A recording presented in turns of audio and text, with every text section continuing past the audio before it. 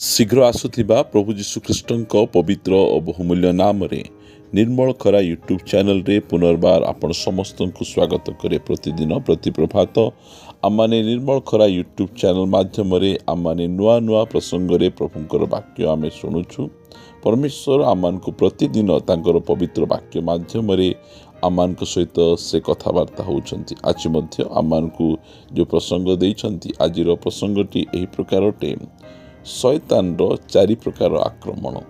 ଶୟତାନର ଚାରି ପ୍ରକାର ଆକ୍ରମଣ। ଗୋଟିଏ ବିଶ୍ୱାସୀ ଜୀବନରେ ଶୟତାନ କି ପ୍ରକାର ଭାବରେ ଚାରିଟି କ୍ଷେତ୍ରରେ ସେ ଆକ୍ରମଣ କରିଥାଏ, ସେହି ବିଷୟରେ ମୁଁ ଆପଣମାନଙ୍କୁ କିଛି କହିବା ପାଇଁ ଚାହେଁ, ଯାହାଦ୍ୱାରା କି ଆମମାନେ ସଚେତନ ହେବା, ଆମମାନେ ଜାଗ୍ରତ ଆମେ ରହିପାରିବା। ପ୍ରିୟମାନେ, ଯେଉଁ ସମୟରେ ଆମେ ଆଇବ ପୁସ୍ତକ ଆମେ ପଢ଼ୁଛୁ, ଆଇବ ପୁସ୍ତକରେ ଆମେ ଦେଖୁଛୁ ପରମେଶ୍ୱର ଆଇବଙ୍କ ବିଷୟରେ ସାକ୍ଷ୍ୟ ଦେଉଛନ୍ତି।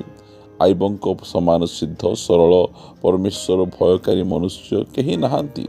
ସେଥିରେ ଶୟତାନ ପରମେଶ୍ୱରଙ୍କୁ କହୁଅଛି ଯେ ଆଇବ କ'ଣ ଅକାରଣରେ ତୁମକୁ ଭୟ କରୁଛି? ତୁମେ ତାଙ୍କ ଚାରିଆଡ଼େ ଚତୁର୍ଦିଗରେ ତୁମେ ସୁରକ୍ଷାର ବାଡ଼ ତୁମେ ଦେଇଛ।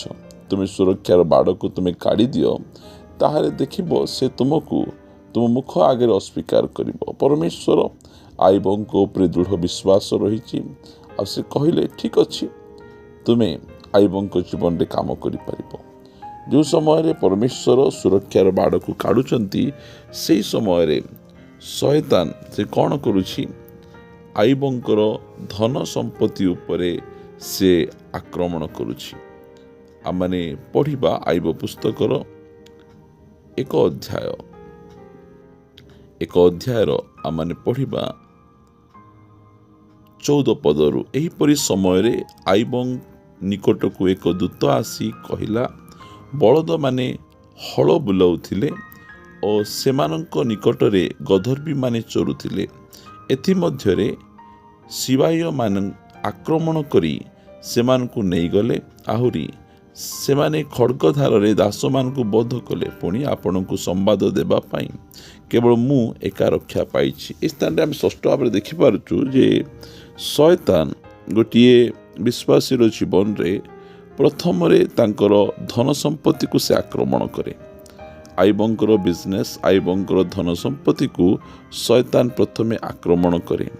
କାରଣ ଆମମାନଙ୍କୁ ଆର୍ଥିକ ଭାବରେ ଦୁର୍ବଳ କରିବା ପାଇଁ, ଆମେ ଆର୍ଥିକ ଭାବରେ ଯେଉଁ ସମୟରେ ଆମେ ଦୁର୍ବଳ ହୋଇଯାଉ, ସେହି ସମୟରେ ଆମର ଆତ୍ମୀୟତା ଯେ ପ୍ରକାର ଚାଲିଯିବ, ଆମେ ଆଉ ପ୍ରଭୁଙ୍କ ଉପରେ ଭରସା ଆମେ ନ ରଖିବୁ। ଏଥିପାଇଁ ଶୟତାନ ଆମମାନଙ୍କର ଆର୍ଥିକ କ୍ଷେତ୍ରକୁ ସେ ଆକ୍ରମଣ କରେ। ଆମର ବିଜନେସ୍କୁ, ଆମର ଜବ୍କୁ, ଆମର ଇନକମ୍କୁ, ଆମର ସେଭିଂକୁ ସେ ଆକ୍ରମଣ କରିଥାଏ। ପ୍ରିୟମାନେ, ଏତିକି ମନେ ରଖନ୍ତୁ, ଆପଣ ପ୍ରଭୁଙ୍କ ପାଖରେ ଅଛନ୍ତି, ହେଲେ ମଧ୍ୟ ଆପଣ ଆର୍ଥିକ ସମସ୍ୟା ମଧ୍ୟ ଦେଇ ଗମନ କରୁଛନ୍ତି, କଠିନ ପରିଶ୍ରମ କରୁଛନ୍ତି, ମାତ୍ର ଆପଣଙ୍କର କ୍ଷତି ହେଉଛି, ଆପଣଙ୍କ ହାତରେ ଟଙ୍କା ଧରାଯାଉ ନାହିଁ। ଏହାର ଅର୍ଥ ଆପଣ ପ୍ରାର୍ଥନା କରିବା ବନ୍ଦ କରନ୍ତୁ ନାହିଁ। ଶୟତାନ ଆପଣଙ୍କର ଆର୍ଥିକ ପରିସ୍ଥିତିକୁ ଆକ୍ରମଣ କରୁଛି। ଆଇବ ଉଷ ଦେଶରେ ସେ ଜଣେ ବହୁତ ବଡ଼ ଧନୀ ଲୋକ ଥିଲେ। ତାଙ୍କର ଅଜସ୍ର ଧନ ସମ୍ପତ୍ତି ଥିଲା। ଏହା ଆଇବ ପୁସ୍ତକ 1 ଅଧ୍ୟାୟରେ ଆମେ ଦେଖିପାରୁଛୁ। ଗୋଟିଏ ଦିନରେ ତାଙ୍କର ସବୁ ଧନ ସମ୍ପତ୍ତି ଆଇବଙ୍କ ଚାଲିଗଲା। ଶୟତାନ ଆମମାନଙ୍କର ଜୀବନ ଯେଉଁ ଚାରିଟି କ୍ଷେତ୍ରରେ ସେ ଆକ୍ରମଣ କରେ, ପ୍ରଥମରେ ଆମମାନଙ୍କର ଧନ ସମ୍ପତ୍ତି ଉପରେ ଆକ୍ରମଣ କରେ। ଆର୍ଥିକ ଭାବରେ ଆମକୁ ଦୁର୍ବଳ କରିବା ପାଇଁ, ଆର୍ଥିକ ଭାବରେ ଆମର ଯେ ପ୍ରକାର ଅଭାବ ହେବ, ଆମେ ଋଣ କରଜରେ ଆମେ ଚାଲିଯିବୁ, ଏହି ପ୍ରକାର ଭାବରେ ସେ ଆକ୍ରମଣ କରେ। ଆଜି ଅନେକ ଜଣକୁ ଏହି ପ୍ରକାର ଆକ୍ରମଣ କରି ତାଙ୍କର ଆତ୍ମିକ ଜୀବନକୁ ସେ ନଷ୍ଟ କରିବାକୁ ସେ ବସିଅଛି। ମୁଁ କହିବା ପାଇଁ ଚାହେଁ ଏହି ଭିଡ଼ିଓ ମାଧ୍ୟମରେ, ଆଇବଙ୍କ ଜୀବନରେ ସେ ପ୍ରକାର ଆକ୍ରମଣ କରିଥିଲା, ମାତ୍ର ଆଇବ ପରମେଶ୍ୱରଙ୍କ ଉପରେ ଭରସା ରଖିଲେ, ବିଶ୍ୱାସ କଲେ। ଆଉ 42 ଅଧ୍ୟାୟରେ ଆମେ ଦେଖୁଛୁ ଆଇବଙ୍କର ସବୁ ଧନ ସମ୍ପତ୍ତି ଡବଲ ପରମେଶ୍ୱର କରିଦେଲେ। ଆଜି ଯଦି ଶୟତାନ ଆପଣଙ୍କର ଆର୍ଥିକ କ୍ଷେତ୍ରରେ ଆକ୍ରମଣ କରୁଛି, ଆପଣ ପରମେଶ୍ୱରଙ୍କ ସହିତ ଲାଗି ରୁହନ୍ତୁ। ଏହାପରେ ଶୟତାନ ଆଇବଙ୍କର ପୁଅ ଝିଅଙ୍କ ଉପରେ ଆକ୍ରମଣ କରୁଅଛି। ପ୍ରିୟମାନେ, ଆମେ ପଢ଼ିବା ଆଇବ ପୁସ୍ତକ ଏହାର 1 ଅଧ୍ୟାୟର 19 ପଦ। ଏଥିମଧ୍ୟରେ ଦେଖନ୍ତୁ, ପ୍ରାନ୍ତର ଆଡ଼ରୁ ପ୍ରବଳ ବାୟୁ ଆସି ଗୃହର ଚାରି କୋଣରେ ଲାଗନ୍ତେ, ତାହା ଯୁବାମାନଙ୍କ ଉପରେ ପଡ଼ିଲା, ତହିଁରେ ସେମାନେ ମଲେ। ପୁଣି ଆପଣଙ୍କୁ ସମ୍ବାଦ ଦେବା ପାଇଁ କେବଳ ମୁଁ ଏକା ରକ୍ଷା ପାଇଅଛି। ଏହା ବହୁତ ଗୁରୁତ୍ୱପୂର୍ଣ୍ଣ ଆଉ ଜାଣିବାର ଆବଶ୍ୟକ ରହିଛି ଯେ ଶୟତାନ ପ୍ରଥମେ ଆମର ଧନ ସମ୍ପତ୍ତି ଉପରେ ଆକ୍ରମଣ କରେ, ଏହାପରେ ସେ ଆମମାନଙ୍କର ପୁଅ ଝିଅମାନଙ୍କ ଉପରେ ଆକ୍ରମଣ କରେ, କାହାକୁ ଦୁଷ୍ଟ କରେ, କାହାକୁ ଖରାପ ବାଟକୁ ନେଇଯାଏ, କାହାକୁ ରୋଗ ଆଣିଦିଏ, କାହାକୁ ବିଭିନ୍ନ ପ୍ରକାର ଦୁଷ୍ଟତା କାର୍ଯ୍ୟରେ ଫସାଇ ଦିଏ। ଆତ୍ମିକ ପରିବାରର ପୁଅ ଝିଅମାନଙ୍କୁ ଶୟତାନ ସେ ଆକ୍ରମଣ କରିଥାଏ। ସେଥିପାଇଁ ଆପଣ ଦେଖିବେ ଅନେକ ଆତ୍ମିକ ପରିବାରର ପୁଅ ଝିଅମାନେ ଶୟତାନର ଶିକାର ହୋଇକିନା ସେମାନେ ଅଛନ୍ତି। ବାପା ମା ବହୁତ ଆତ୍ମିକ ଥିବେ, ମାତ୍ର ପୁଅ ଝିଅମାନେ କୌଣସି ଆତ୍ମିକ ନଥିବେ, ପ୍ରାର୍ଥନାରେ ବସୁଥିବେ, ମାତ୍ର ମନ ଲାଗୁନଥିବ, ଜାଗତିକ ରଙ୍ଗରସରେ ମାତିଥିବେ, କାରଣ ଶୟତାନ ସେମାନଙ୍କ ଜୀବନରେ ସେ ଆକ୍ରମଣ କରିଛି। ଆଇବଙ୍କର ଧନ ସମ୍ପତ୍ତି ଉପରେ ଶୟତାନ ଆକ୍ରମଣ କଲା, ଏହାପରେ ଆଇବଙ୍କର ପୁଅ ଝିଅ ଉପରେ ଶୟତାନ ଆକ୍ରମଣ କରୁଛି। ପୁଅ ଝିଅମାନେ ଜବାବ ଦେବେ, ପୁଅ ଝିଅମାନେ ଜାଗତିକ ରଙ୍ଗରସରେ ମାତିବେ, ପ୍ରାର୍ଥନା ବାଟ ବାଇବଲ ପଢ଼ିବା ସେମାନଙ୍କ ଜୀବନରେ ନଥିବ। ଏହି ପ୍ରକାର ଭାବରେ ଶୟତାନ ସେମାନଙ୍କୁ ପ୍ରଭୁଙ୍କ ଠାରୁ ଦୂରକୁ ନେବା ପାଇଁ ଚେଷ୍ଟା କରେ, ସେମାନଙ୍କୁ ନଷ୍ଟ କରିବା ପାଇଁ ଚେଷ୍ଟା କରେ। ଏଥିପାଇଁ ଆମମାନେ ଆତ୍ମିକ ପରିବାରର ଆମମାନେ ମା ବାପା ମାନେ ଆମମାନଙ୍କ ପୁଅ ଝିଅମାନଙ୍କ ନିମନ୍ତେ ଆମେ ବିଶେଷ ପ୍ରାର୍ଥନାରେ ଆମେ ତଳି ଧରି ପ୍ରଭୁଙ୍କ ମାର୍ଗରୁ ଛୋଟ ବୟସରୁ ହିଁ ସେମାନଙ୍କୁ ଶିଖାଇବାର ଆବଶ୍ୟକ ରହିଛି। ଏହାପରେ ଆୟୁବଙ୍କର ଜୀବନରେ ଶୟତାନର ଆକ୍ରମଣ ଦେଖୁଛୁ।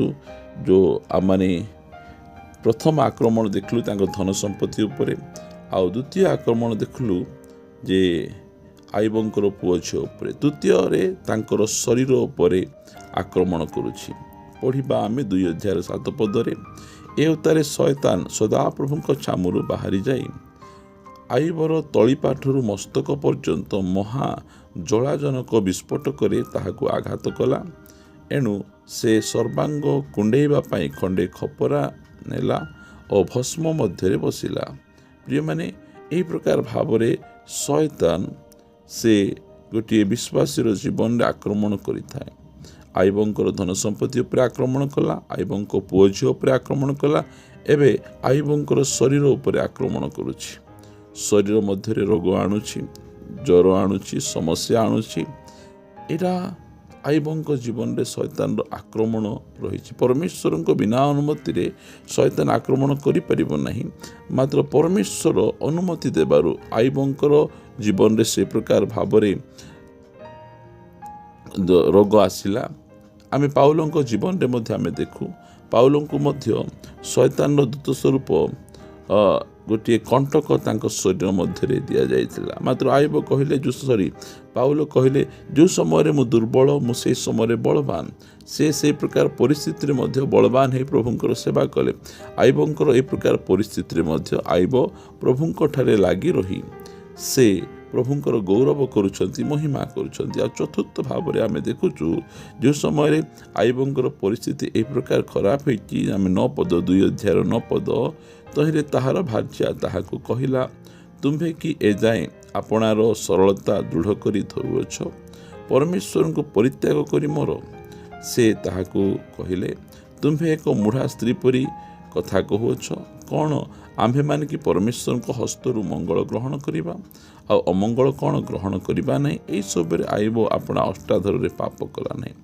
ପ୍ରିୟ ପ୍ରଭୁଙ୍କ ଲୋକମାନେ, ପରମେଶ୍ୱର ଆମମାନଙ୍କୁ ସୁରକ୍ଷା ଦେବା ପରମେଶ୍ୱରଙ୍କର ବିନା ଅନୁମତିରେ ଆମମାନଙ୍କ ଜୀବନରେ କୌଣସି ପ୍ରକାର ଭାବରେ କିଛି ଘଟିବ ନାହିଁ। ପରମେଶ୍ୱର ଗୋଟେ ପରେ ଗୋଟିଏ ସୁରକ୍ଷାର ବାଡ଼ କାଢ଼ୁଥିବାରୁ ଶୟତାନ ଆଇବଙ୍କ ଜୀବନରେ କାମ କରୁଅଛି, ତାଙ୍କ ଧନ ସମ୍ପତ୍ତି ଉପରେ, ତାଙ୍କ ପୁଅ ଝିଅ ଉପରେ, ତାଙ୍କ ଶରୀର ଉପରେ, ଆଉ ଶେଷକୁ ତାଙ୍କର ଅତି ପ୍ରିୟର ଭାର୍ଯ୍ୟା, ଯାହାକି ତାଙ୍କର ଅସ୍ଥିର ଅସ୍ଥି, ତାଙ୍କର ମାଂସର ମାଂସ, ତାଙ୍କ ଦ୍ୱାରା ମଧ୍ୟ ଶୟତାନ କାମ କରୁଛି।